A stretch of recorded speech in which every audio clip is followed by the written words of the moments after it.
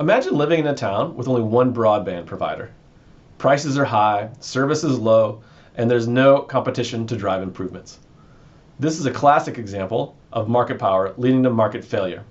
In this video, we'll explore how monopolies and other forms of market power can result in inefficient outcomes, reducing consumer welfare and leaving resources underutilized. Great. In this video, we want to talk about the problems with market power from an economic standpoint. These are going to cause a deadweight loss, and that's going to be what economists care about. That's going to be a market failure, where the market is not going to lead to the best outcome for society. So again, a lot going on here in this graph. I'll walk you all through it. I want to leave you here so then you can go back later and walk through this. What we have our demand curve for the firm. We have the marginal revenue curve for that firm, and we have a constant marginal cost right here. Okay, and then we also have a little average portion of the average cost curve there to talk about profits. Okay, we know already what the monopoly or market power outcome is going to be. We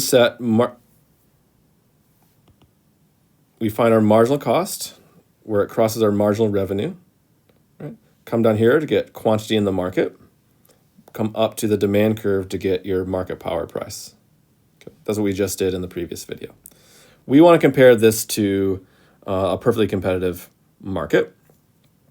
We know that perfectly competitive markets are efficient and they're going to have the biggest size of total surplus you possibly can. So if a market power graph is going to reduce our surplus relative to a perfect competition, then we know it's going to be inefficient and it's going to be a market failure. So the key here is to remember that the supply curves for markets are just summing up these individual marginal cost curves for firms. So you can think of the marginal cost curve in this graph as being equal to the supply curve in a perfectly competitive market. And since it's a monopoly and it's firm demand is the same thing as a market demand if there's only one firm, perfectly correct competition is just going to be demand crosses supply. That'll give us our perfect competition outcome, right? They cross, come down, here's our competitive quantity. There's our competitive price, okay? So we're comparing basically this dot here for market power to this dot here for perfect competition. Great. Now, a couple things to point out. First thing, what's going on with prices? Well, market power is going to raise the price from perfect competition up to here to market power. Right? So market power is going to lead to higher prices. Okay. What's going on with quantity? Market power is going to reduce the quantity that people get to consume, right, compared to perfectly competitive markets. So these two together, right, this is what are going to give firms profits. Right? This market power is going to yield larger economic profits. So we did the price relative to the average cost, and we have a per unit profit margin there. There's no profits in perfect competition, zero economic profits in our long run equilibrium. All right, so firms want to do this. This is good for firms, right? They want to have this market power. They can raise the price and restrict quantity and sell less. That's going to give them a economic profit margin, and they're happy about it. So if you're at a company, you're owner of a company or a worker, you want this. This is good for you, okay, for firms. You want to have market power. Do anything you can to get more market power. For society as a whole, or for consumers, let's see what happens. So we want to do surpluses. Right? These surpluses are going to be like producer surplus, consumer surplus, and total surplus. Let's start with our total surplus. Total surplus under perfect competition, right? Everything below demand and above supply out to the total quantity sold out to here. Right? So this big triangle here is going to be our total surplus. Now we're going to lose this amount here because our quantity goes down. If we don't have this quantity sold, then we don't get any surplus from it. So right off the bat, all that area between demand and supply, demand and marginal costs here, we're going to lose that because of market power, and that's going to cause the deadweight loss. These are lost gains from trade. Economists don't like this. We have our surplus pie smaller because of this market power. there might be a reason for a government to come in and try to fix this market failure, right? Anytime we have this deadweight loss, the market outcome is not the most efficient. We have our market failure because of the deadweight loss. Okay. All right, what's going on with the others? What do producers get to keep? Well, producers get the market price, their costs. We have to subtract off our marginal cost. There's a difference there. And so we'll get a producer surplus. That's everything below price and above marginal cost. So we get producer surplus. There. Consumers. What do consumers get above and beyond the price they have to pay? So that's the marginal benefit or the willingness to pay, height of the demand curve.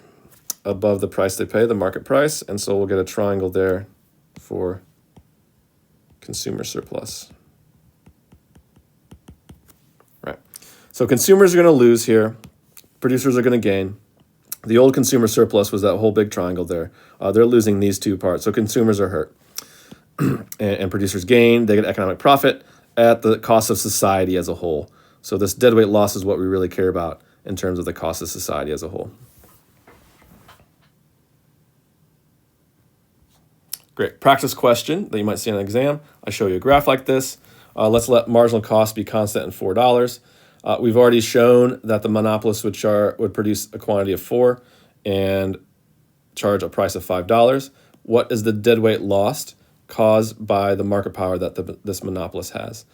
Right. So the hint is that lost total surplus compared to that perfect competition. So find the perfect competition output, calculate total surplus.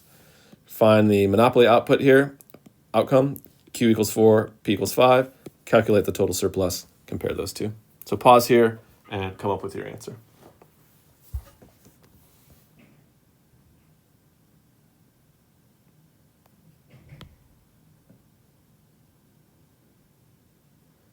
All right, first let's draw in our marginal cost curve. And we've already decided that the monopoly outcome is going to be a quantity of 4 and a price of 5. Okay. Total surplus here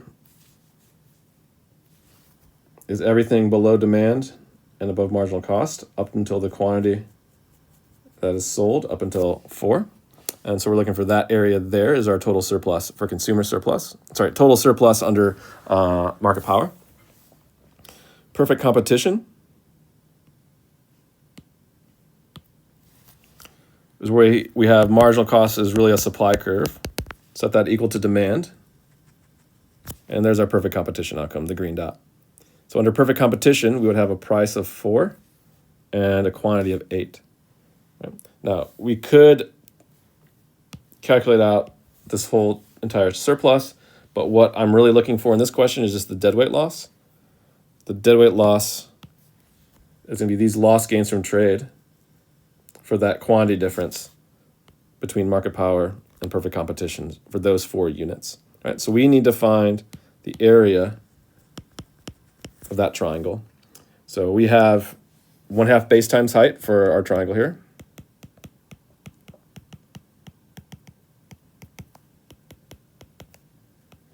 Our base runs from 4 to 8, so a base of 4. Our height goes from 5 to 4, so a height of 1. And so we're going to have a deadweight loss of $2.